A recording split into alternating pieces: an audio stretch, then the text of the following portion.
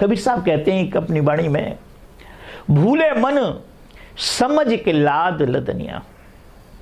हे मेरे मन, तू परमेश्वर को क्यों भूल गया है? इस माया के संसार में आके इस माया के अंदर इतना इतना ऐसा बसीभूत हो गया है कि तुझे ये भी नहीं मालूम रहा कि तू कहां से आया है, क्यों आया है, कौन भेजने वाला है। जो भेजने वाला है उसने जो काम दिया था, क्या तू उस काम को कर पाया या नहीं कर पाया? अभी तू झूठे झंझटों में लगा हुआ है। भूले मन समझ के लाद लदनिया। समझ के जो कुछ तुझे अंदर भरना है समझ के भर। राग द्वेष ईर्ष्या ये जो कुछ भरना है भर, पर सोच समझ के भर। थोड़ा लाद बहुत मत लादे। अपने मस्तिष्क के अंदर थोड़ी चीजें भर संसार की। अगर अधिक चीज तेने अपने मस्तिष्क में भर ली, अपने चित्त के अंदर भर ली, अपने हृदय के अंदर भर ली, तो ये तुझे शांत नहीं रहने देंगे, तुझे आनंद से नहीं रहने देंगे। थोड़ा लाद बहुत मत लादे, टूट जाए तेरी गर्दनिया। कहीं ऐसा ना हो कि तोते की तरह तेरी गर्दन टूट जाए और काम खत्म हो जाए। भूले मन समझ के लाद लदनिया। तो वह जो अघोरी होते हैं वो किसी चीज में पर्दा नहीं करते, हर वस्तु में वो परमेश्वर को ढूंढते हैं। इसलिए कई बार आपने सुना होगा, कई बार वो ऐसे काम भी कर लेते हैं जिन काम को हम आप नहीं करते हैं, जिन कामों को सुनकर के भी हमको घृणा आ जाती है। जैसे कि वो अपने मलमूत्र का भी सेवन कर लेते हैं। गंदी नाली में पानी चल रहा है वो उसको भी पी लेंगे, उसे पान कर लेंगे। कोई मुर्दा पड़ा हुआ है उसका भी सेवन कर लेंगे वो। क्यों? वो ये कहते हैं कि ये जो चीज है, अरे जो तुम गेहूं खा रहे हो वो भी संसार से पैदा हुई है और ये भी संसार में पैदा हुई है। इन दोनों में कोई फर्क नहीं है। फर्क तो केवल है, क्या फर्क है कि शरीर में रहते रहते का फर्क है कि तुमने भजन किया या तुमने नहीं किया। अभी आपके अंदर तो ये राग द्वेष घुसे हुए हैं, अभी आपके अंदर घृणा घुसी हुई है, घृणा भरी हुई है। अभी अब आपके अंदर घृणा नहीं निकली, आप संत कैसे हो सकते हैं?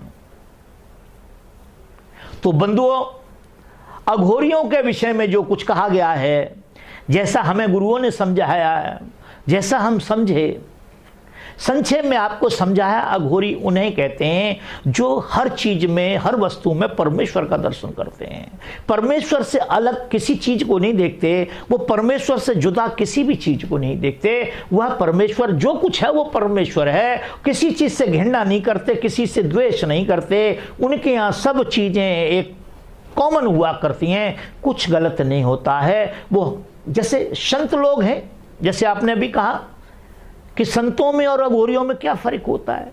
जो संत होते हैं उससे अच्छे बुरे का ज्ञान होता है उनको। सुबह स्नान करना है, भोजन प्रसाद करना है, लोगों को ज्ञान देना है। पहले परमेश्वर को जानना है, फिर दोबारा लोगों को जनाना है उसे। ऐसा नहीं कि बिना जाने जना देना। संत उसे कहते हैं जो उसका संसार में किसी प्रकार का अहित भी कर दे तो संत उसके विषय में कोई गलत धारणा प्रकट नहीं करते अपने अंदर। एक बार पार्वती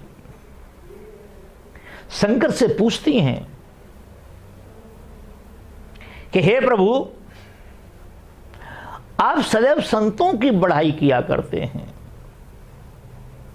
संतों की प्रशंसा किया करते हैं, संतों को बड़ी मान्यता दिया करते हैं। क्या कारण है? ऐसी क्या विशेषता होती है संत में? तो शंकर जी कहते हैं कि हे उमा, तुम नहीं जान पाओगी। और मैं बताने भी लगूं तो शायद आपकी समझ में आए या ना आए। उमा संत की येहू बढ़ाई। हे उमा, हे पार्वती,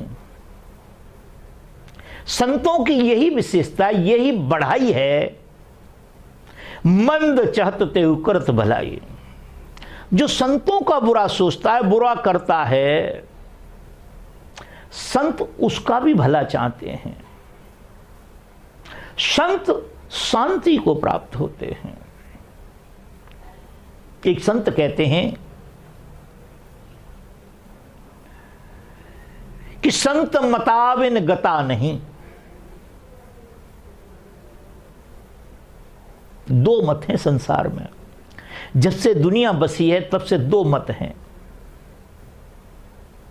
एक काल मत कहते हैं, जिसका दूसरा नाम ब्रह्म मत भी है, जिसमें परमेश्वर को बहुत दूर दर्शाया जाता है। पर्टिकुलर किसी जगह पर दर्शाया जाता है। वो काबा में बैठा है, वो काशी में बैठा है, वो अमरनाथ में बैठा है, वो बनारस में बैठा है, वो गंगा में बैठा है, वो कहीं बैठा है। और वहां जाकर के हमको पैदल चल के शरीर की अनेक प्रकार की पीड़ाओं को उठा करके और उसका दर्शन करना है और उससे अपने इच्छा रूपी फल की प्राप्ति करनी है। एक है संत मत। और जिस दिन से दुनिया बनी है उस दिन से संत मत है और काल मत भी है। संत मत उसे कहते हैं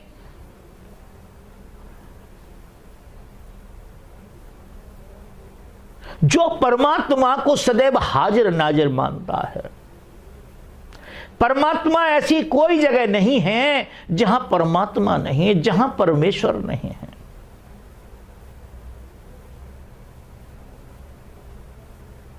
ऐसी कोई जगह नहीं है जहां परमेश्वर नहीं है। ऐसी कोई चीज नहीं है जिसका निर्माण परमेश्वर ने नहीं किया। ऐसी कोई वस्तु नहीं है जो अस्तित्वहीन नहीं होगी। संत मत तो कहता है कि त्रिदेवता है ना,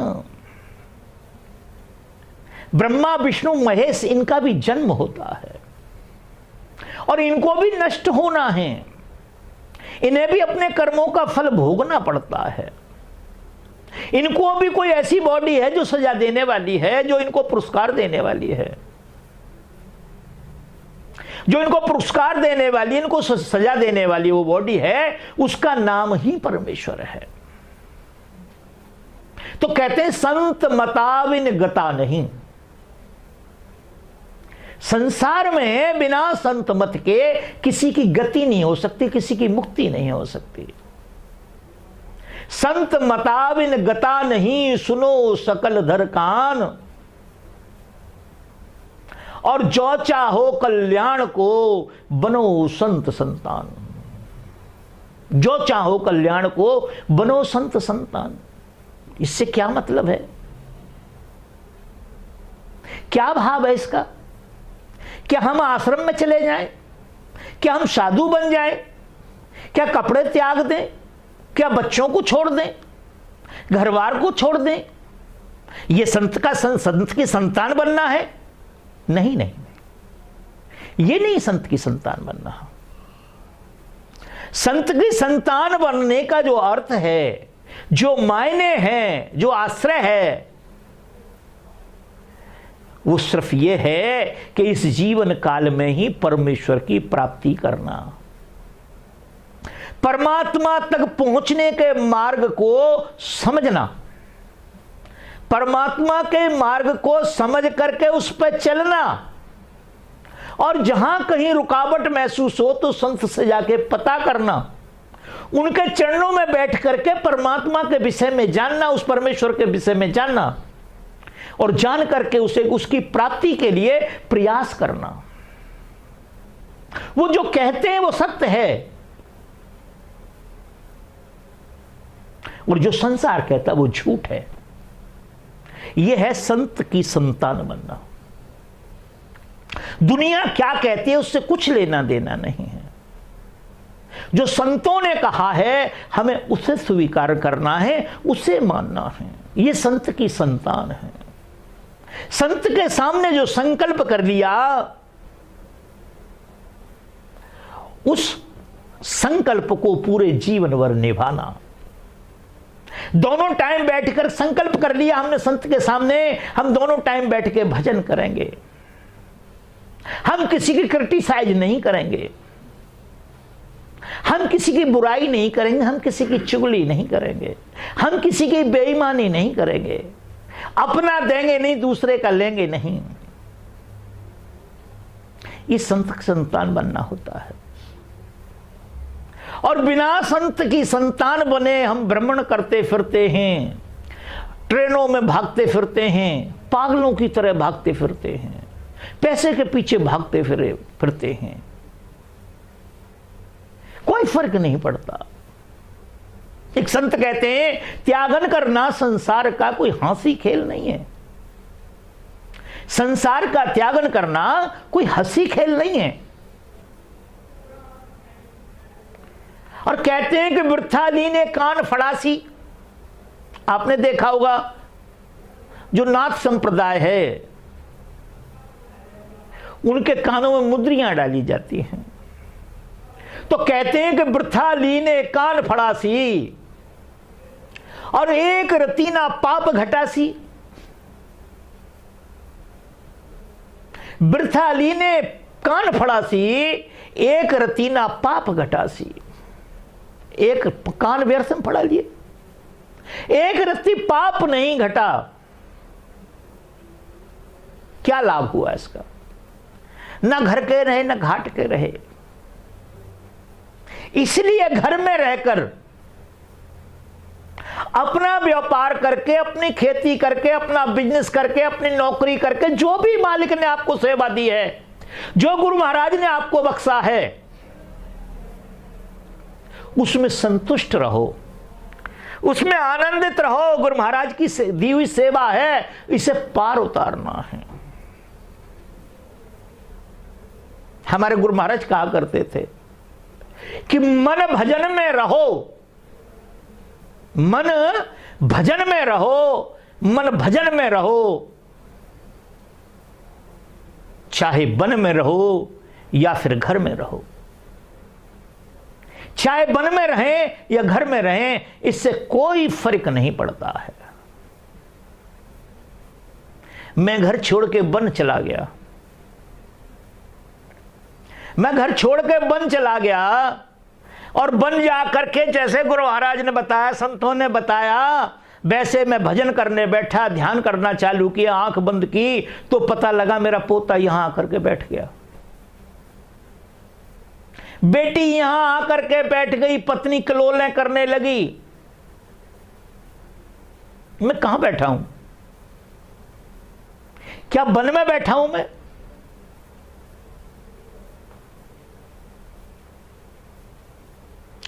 इंद्र के पीछे मन बसे। जो इंद्रियां हैं इनके पीछे मन, और मन के पीछे बुद्धि।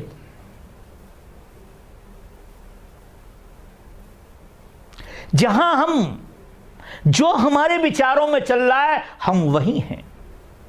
पूरा परिवार आके बैठ गया वन में, ध्यान नहीं करने दिया, भजन नहीं होने दिया। क्यों? क्योंकि अभी भी लालसा बनी हुई है मन को, अभी उन भोगों से निवृत्त नहीं हो पाया, उन भोगों से संतुष्टि नहीं हो पाई। और घर में बैठ करके पता लगा मैं भजन कर रहा हूं, मैं कोई गलती कर रहा हूं, सामने गुरु महाराज आके खड़े हो गए और मुझे डांटने लगे, फटकारने लगे कि ये ऐसे होता है काम, ऐसे नहीं करना चाहिए। अच्छा बताओ मैं कहां बैठा हूं? क्या मैं जंगल में नहीं बैठा? जहां मैं संतों के चरणों में बैठा हूं वही जंगल है, वही संत की संतान है। और जहां मैं परिवार में बैठा हूं, चाहे मैं घर छोड़ के जंगल चला गया हूं, क्या होगा उसका?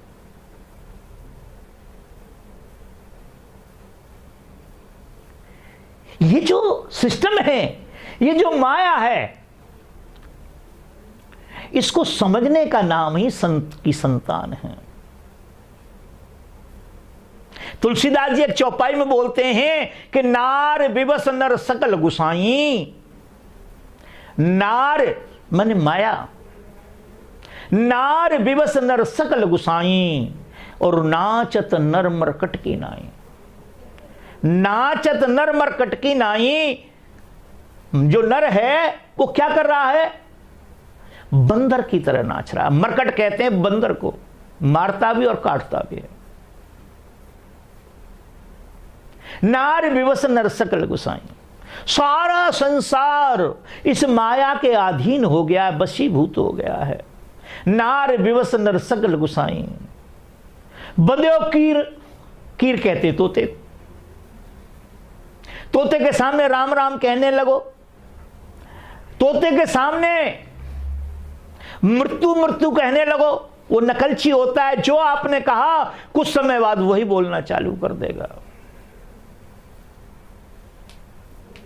कबीर साहब कहते हैं, पढ़ पढ़ के पाथर हुए, लिख लिख हो गए ईंट, और कबीर अंतर प्रेम की लगी न एक छींट। धन्यवाद। मैं समझता हूं आपकी बात पूरी हो गई होगी। आशा है आपको अपने प्रश्न का जवाब मिल गया होगा।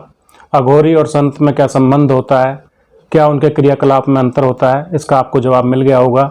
इसके अलावा फिर भी अगर आपका कोई प्रश्न शेष रह जाता है तो कृपया नीचे लाइन पर चल रहे मोबाइल पर आप अपना प्रश्न पुनः भेज सकते हैं। धन्यवाद।